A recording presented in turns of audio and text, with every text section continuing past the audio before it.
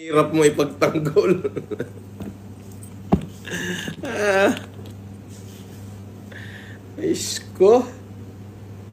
If I will remember my life,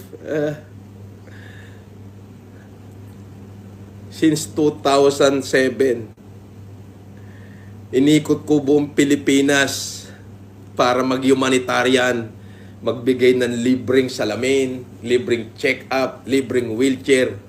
Buong Pilipinas. Naaalala ko pa noon, 2013, bumaha sa Pasay. Kaming dalawa ng tiyaheng ko, at saka yung mga anak niya, si Fortuna, Barba, at saka si Chito, si Dino, si Segundo, si RJ. Namigay kami ng bigas sa Pasay nung tinamaan ng monsoon ng Pasay. Ibig sabihin, ang habang panahon, wala akong ginawa sa buhay ko kundi mag-humanitarian, bit-bit ang pangalang Marcos. Ngayon, nahihirapan ako ipagtanggol ka. Grabe. Jasmine Parala, shout out po boss from Ilocos Norte. Agal-alwad ka kang kanayon boss. Thank you. Di ba? Parang ang hirap ipagtanggol, no? Parang nahihirapan lang ako. Biruin mo yun. Diyos ko. Baka naman yung mga nagre-report sa'yo, Mr. President, hindi ka binibigyan ng tunay na report.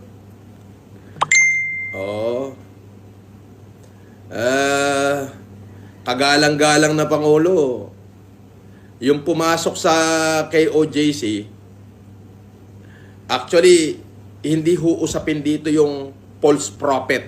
Sabihin na natin na si Kibuloy ay false prophet. Yes. Hindi yun ang usapin eh. Ang pinag-uusapan dito sa kagalang-galang na Pangulo is yung statement mo na walang baril yung kapulisan. Nung nakita ko yung mga video, naka-full battle gear kulang na lang may dalang basuka. kulang na lang may dalang basuka. Yung sinabi niyong walang dalang tear gas. Yung usok na napakakapal at talagang sumisirit. Yun ba ay ulap o pugs? Sabi ni Tess FLM, wag mo na angkinin yung apelyido na yan kasi dahil di ka tayo lang yan.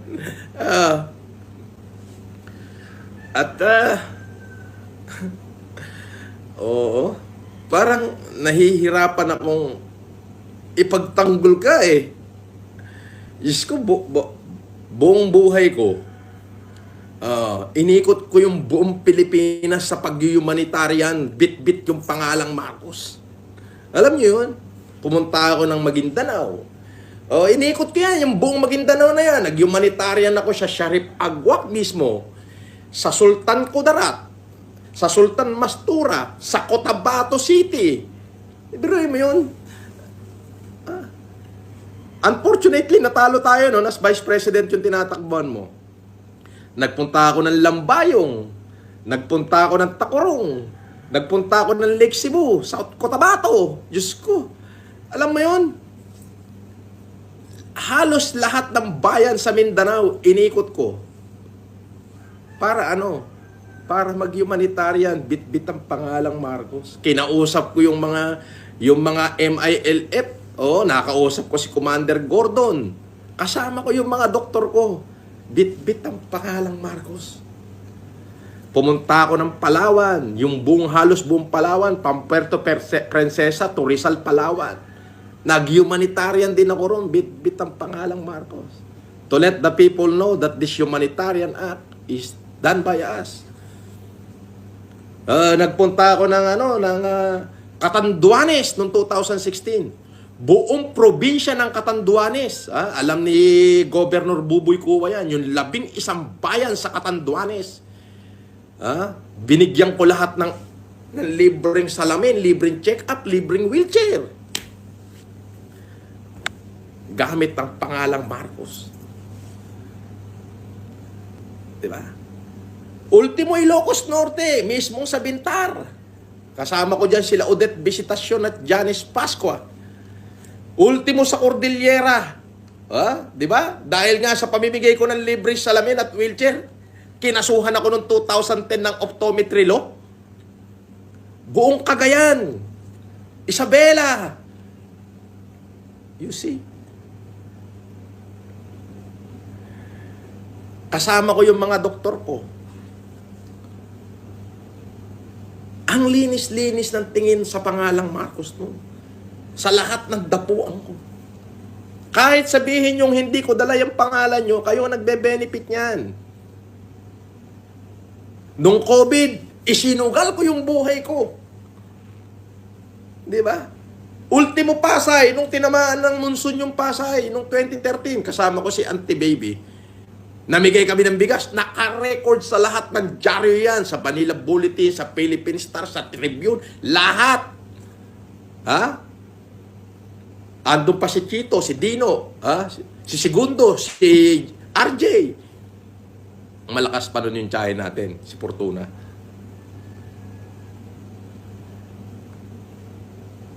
Tapos, ngayon parang ang hirap mong ipagtanggol, Mr. President. Ako'y naniniwala na iba ang report, ang nire-report sa'yo, maaari, dahil sa sobrang busy mo at masyadong malaki ang Pilipinas, ay hindi mo na nakikita yung mga actual footage ng mga pangyayari. Bagkos, umaasa ka na lang sa nire-report sa'yo. Diba? Umaasa ka na lang sa nire-report sa'yo. So ngayon, kung ano yung report sa'yo, nagkakamali. Baka pwede, Mr. President, tignan mong mabuti yung mga taong nagre-report sa'yo at tignan mong mabuti yung report. Para hindi kami nahihirapang ipagtanggol ka. Ang hirap mo ipagtanggol ngayon eh.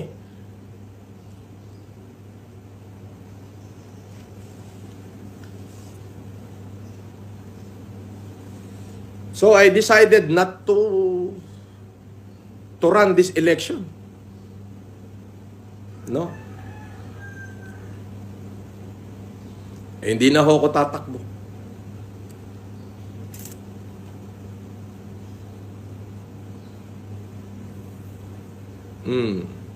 Sabi ni Tess FLM Canada, what, shout out sa mga kapatid.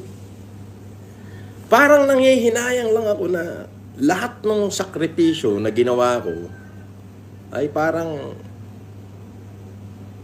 nawalan ng saysay. Kasi ang pangit-pangit ang tingin ng tao ngayon.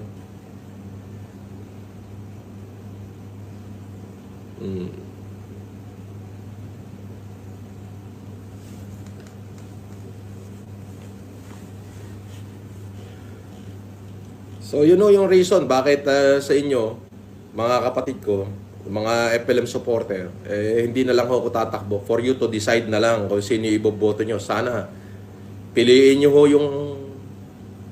yung alam nyong matinong leader.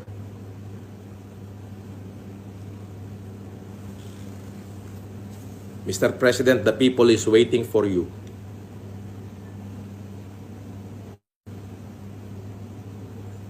Ayun lang ho, parang yung sa akin, parang nahihirapan lang akong magtanggol ngayon.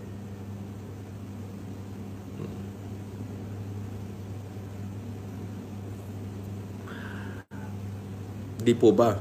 Ay, biruin nyo yan, from 2007. Buong Pilipinas, nilibot ko. Inuna ko yung Cavite, Laguna, yan ang inuna namin eh.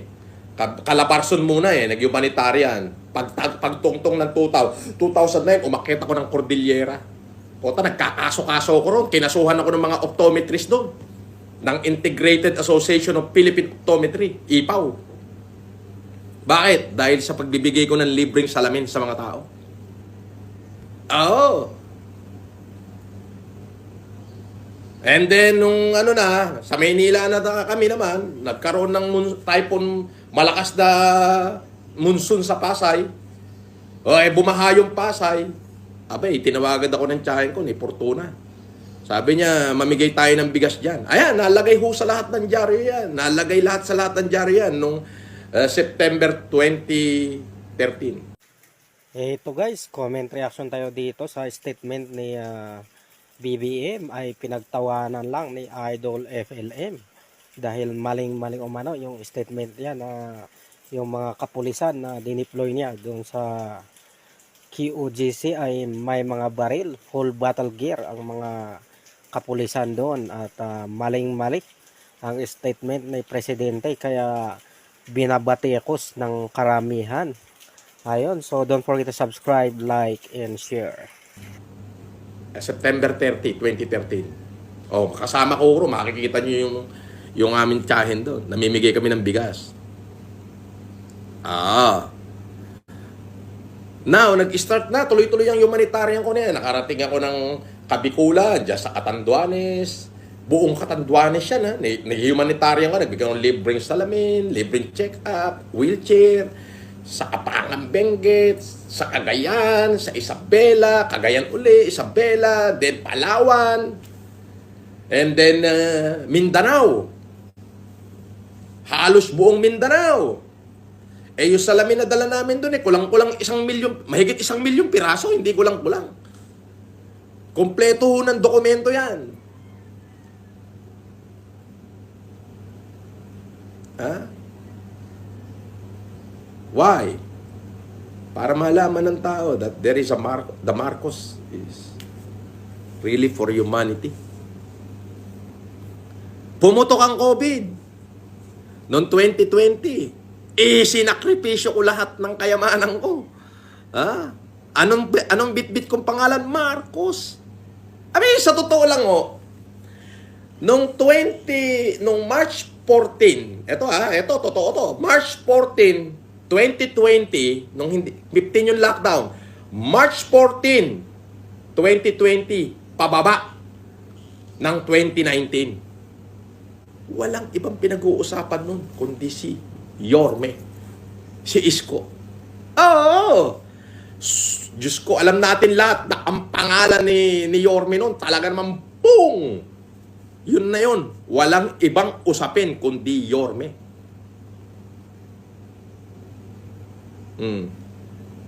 Di ba? Walang ibang usapin nun kundi Yorme. Pagtungtong ng March 15, 2020, lockdown!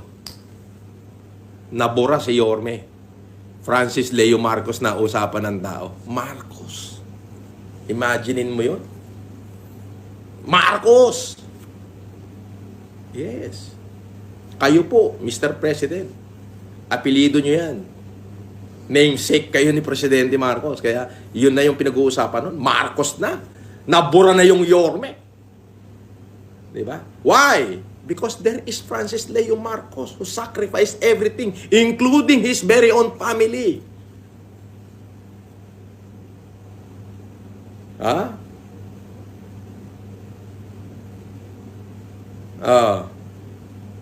Diba? Including his very own, including my own wife, sinakripisyo ko. Sino na kinabang? Ako ba? Hindi po. Kayo. Bakit? Apelido nyo, apelido ko eh. Ganon ko kayo yung pinaglalaban. Na sana makuha natin yung country of greatness.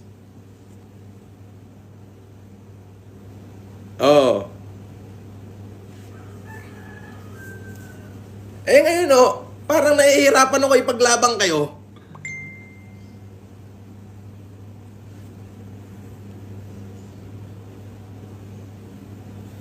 Lahat ng lumapit sa akin, wala naman akong hinindihan.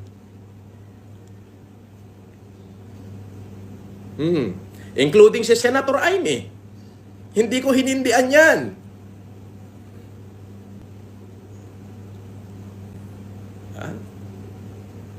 Tapos nung nakulong ako dahil sa pagtulong ko, parang napakasama ko. Di ho ba?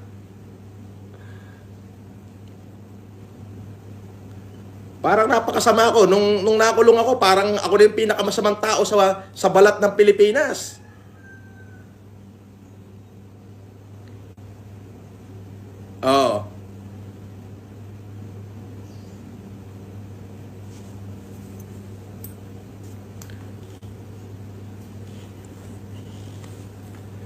Hindi po ako nanunumbat.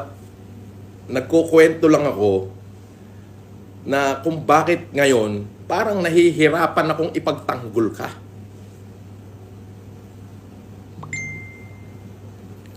Siguro pakitignan nyo yung mga report sa inyo. Dapat merong second opinion na tama ba itong nireport sa'yo? Kasi nagmumukha po kayong nakakahiya sa mata ng publiko dahil iba ho yung kaganapan sa binibigkas nyo, Mr. President.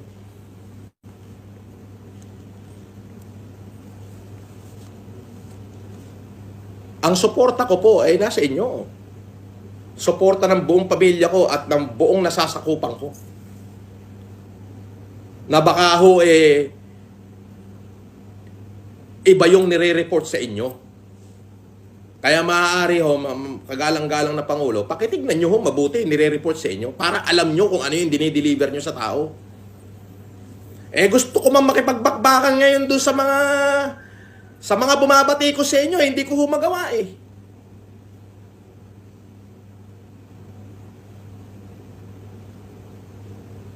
Di ba? Pero kami na sumuporta sa'yo at totoong nagmahal sa'yo, umaasa kami na baka sakali na matignan nyo yung mga nire-report sa inyo mabuti bago nyo i-deliver sa tao. Kasi nahihirapan kami pagtanggol kayo. Yun yung totoo nun.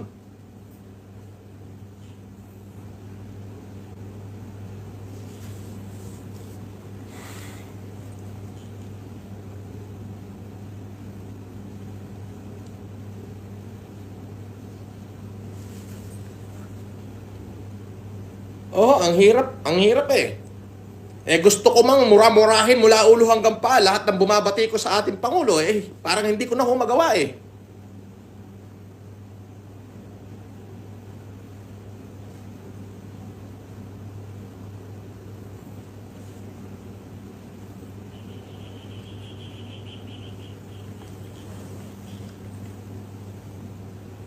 Di ba?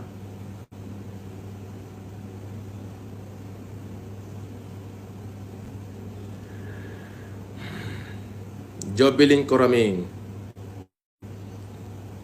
Clifford Anyon Duterte at FLM sa Senado. Naku. Ay hindi ho.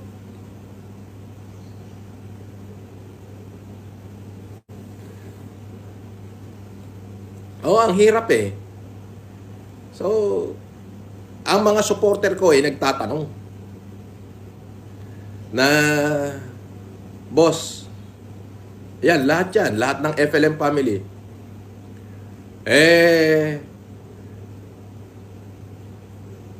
Hindi po kami nagwi-withdraw ng suporta sa inyo. Sinusuportahan ho namin kayo kasi binoto namin kayo. Kaya lang ho, baka itong aking salita na to makarating sa inyo na tignan nyo hong mabuti yung nire-report sa inyo ng kapulisan bago nyo ho i-deliver sa taong bayan. Maging maingat ho sana. Kayo naman na nagbibigay ng report sa presidente, maging maingat ho. Bakit? Ang hirap kong ipagtanggol ngayon Napakahirap po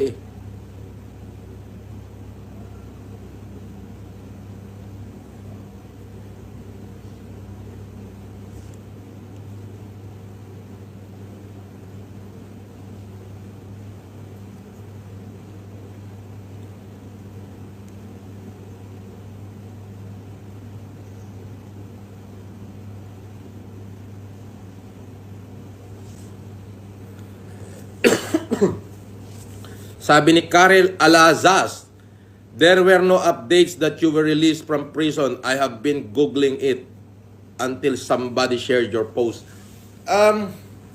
Matagal na po ako lumaya nung papong December.